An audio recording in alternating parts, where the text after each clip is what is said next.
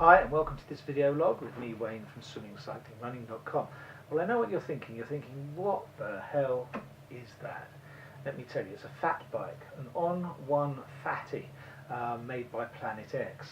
And I bought this specifically for riding in Cape Verde.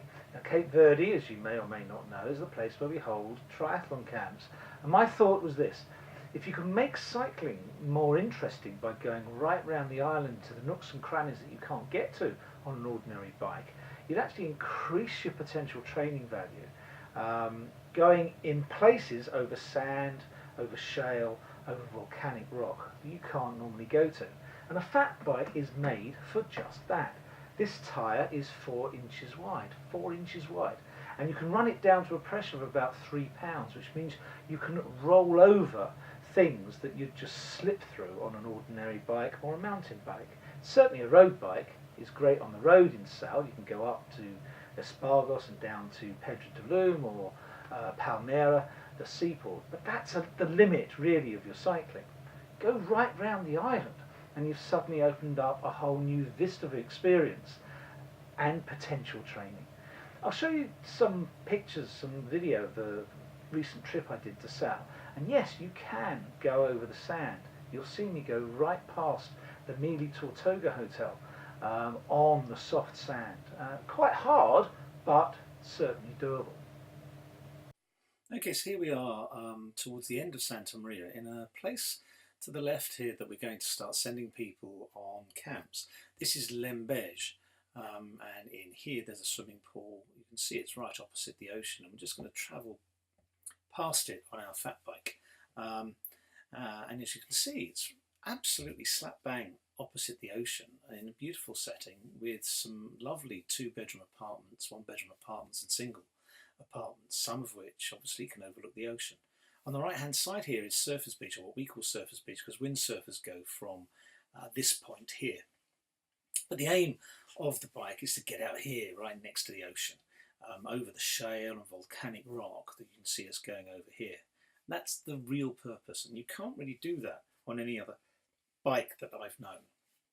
Right here you can see we're going over soft sand, and this really is soft sand in front of the Meile Tortuga, and you can see the ruts and the divots, and the front wheel does tend to slide away.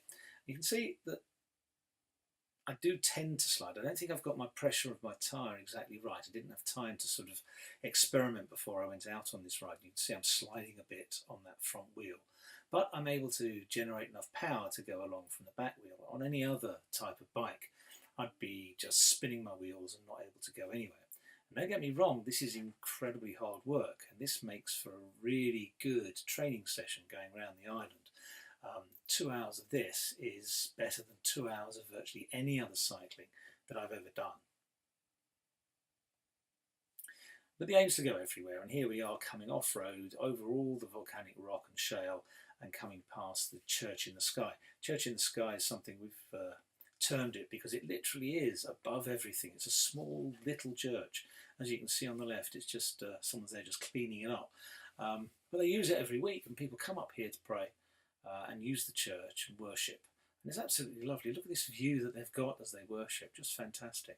And it's a gorgeous day. This October, which is October 2014, is just one of the hottest times we've ever been in Cape Verde. It was between 30 and 34 degrees. At night it didn't really get down below 26.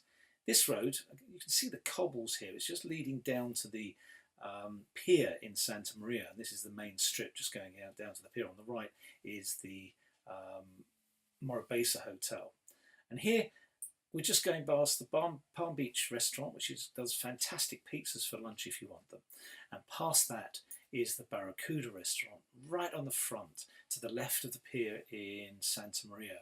You can see the only annoying thing is they do allow cars to come past, so it's fairly compacted on this particular bit. But you can see just to the right, it's all soft sand, and that soft sand is something that you clearly couldn't go over with on any other bike apart from really the fat bike. I'm not as close to those people as it seemed. Here you go, you see at the end there's the Oje d'Agua Hotel, which is a gorgeous hotel. You couldn't do this type of thing on any other bike. Go just anywhere on the island, uphill, down, down. The great thing about fat bikes is the gear ratios are phenomenal. So you can go into a gear where you're turning your pedals once and the back wheel's probably going around a quarter of a turn or half of a turn. And that gives you freedom to go absolutely anywhere. This is Espargos, going down next to the Bondia restaurant, and we're just heading towards the main strips in Espargos. Again, this is a very rutted road, as you can see, and these cobbles, it's shaking the fat bike, and the fat bike literally is the most comfortable thing that I have ever ridden on a bike. It's just phenomenally comfortable. I really enjoyed it. I didn't get any backache either over all these cobbles when I was riding over the sand. My neck didn't hurt, and I didn't get any pain at all from cycling, any tension, whatever. Anyway, that's it. That's Espargos, and that's the fat bike for you. My view has always been that to improve your skill going off-road is probably the best way, because off-road riders tend to have more skill than the on-road riders. And yes, a professional rider tends to have a lot of skill anyway.